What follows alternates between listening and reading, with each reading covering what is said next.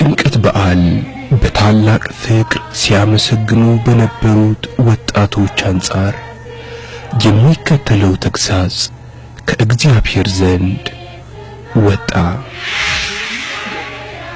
በርግጥ ያንተን ያህል የመጽሐፍ ቅዱስ ጥቅስ ማውጣት አይችልም።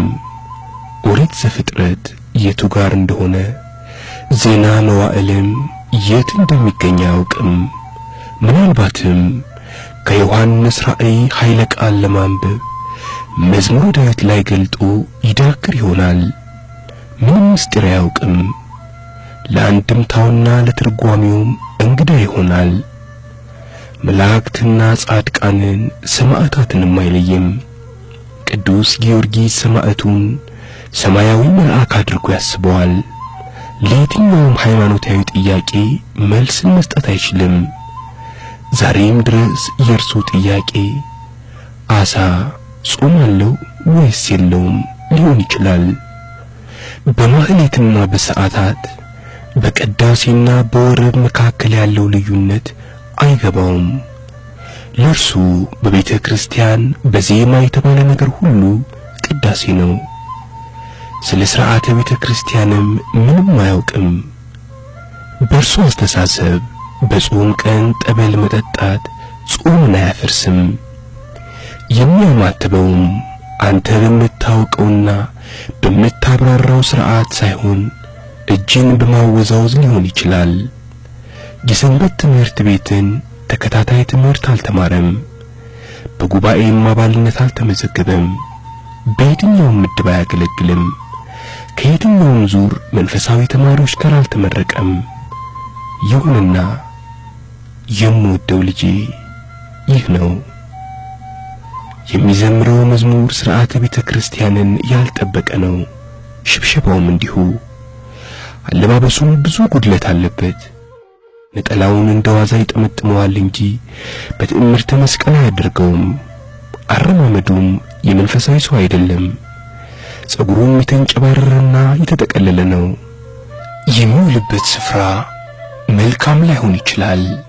በሰው ሁሉ የተጠላ የተተፋ ነው።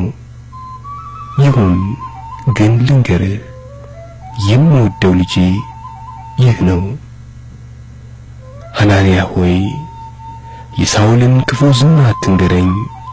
የቀደመ ክፉ ሥራውንና ጭካኔውን በሰው ዘንድ ያለውንም ስም አትንገረኝ። ጌታ ሆይ አይሆንም፣ መጥፎ እኮ ነው እያልክ አትወትውተኝ። ሁሉንም አውቀዋለሁ። ነገር ግን ካንተ ይልቅ የሚሰማኝ የሚፈራኝ የምወደው ልጄ ይህ ነው። አንተ በቤቴ ኖረህ ሳትሰማኝ ቃሌንና ትእዛዜን ተለማምደህ ቸል ብለህ ስትኖር የተናገርኩትን በፍርሃት የሚፈጽም የኔ ምርጥ ዕቃ የምወደው ልጄ ይህ ነው። አንተ የለመድኸውን አንተ የተዳፈርኸውን መቅደሴን ከሩቅ እያየ የሚፈራ የሚንቀጠቀጥ ሳነሳው የሚነሳ ሳስቀምጠው የሚቀመጥ ምርጥ ዕቃዬ የምወደው ልጄ ይህ ነው።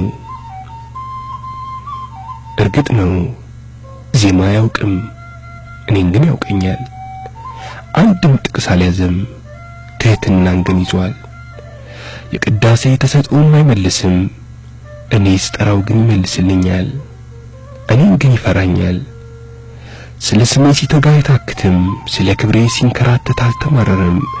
ያንተን ቸልተኛውን ትእዛዝና ተግሳጽ በትሕትና ተቀበለ እንጂ እኔን አክብሮ አከበረ እንጂ ለታቦት ማለፊያ መንገድ ሲደለድል ቆሻሻ ሲዝቅ አፈር ሲሸከም ካንተ ያገኘውን ጥቅስ በየጎዳናው ሲሰቅል ድንጋይ ሲሸከም በፊቱ ላይ ደስታን እንጂ አንዳች ምሬት አላየሁበትም።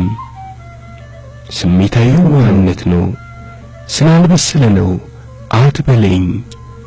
የቤቴ ቅናት የምትበላው ለኔ ታመነ የምወደው ልጄ ይህ ነው።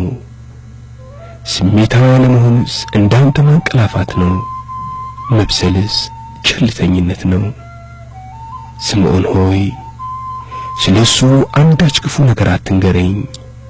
ኃጢአተኛ ነው እንዲያድርጓል አትበለኝ። አንተ ያልሰራኸውን አልሰራም።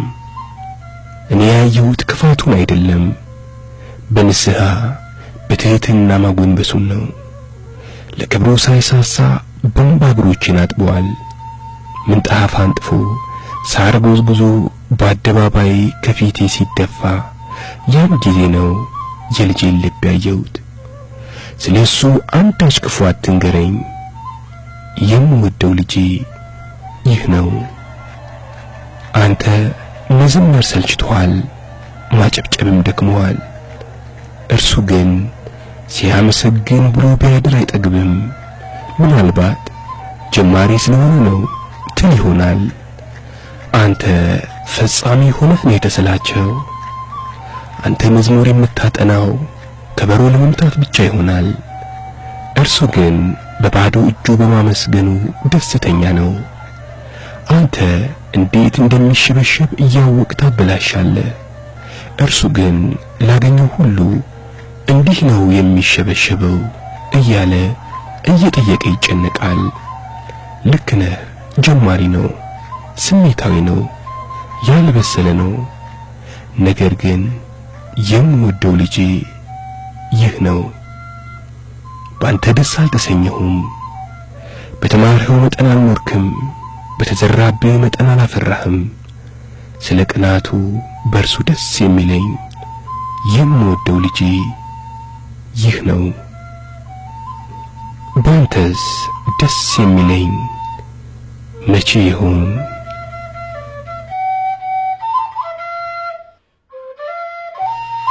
ይህን የእግዚአብሔር ተግሣጽ ከመቀበል ጋር አንድ መልእክት ይቀራል። እነዚህ ወጣቶች ቀድሞም በቃለ እግዚአብሔር ተኮትኩተው አላደጉም። ምንም በጥሩ ምግባር ባይታወቁም በልባቸው ግን እንደ እሳት የሚንቀለቀል ሃይማኖት አላቸው። ፈሪሃ እግዚአብሔር አላቸው። እኛ ወደ እነርሱ ባንሄድ እነርሱ ግን ወደኛ መጥተዋል። ሌላ ምን እንላለን?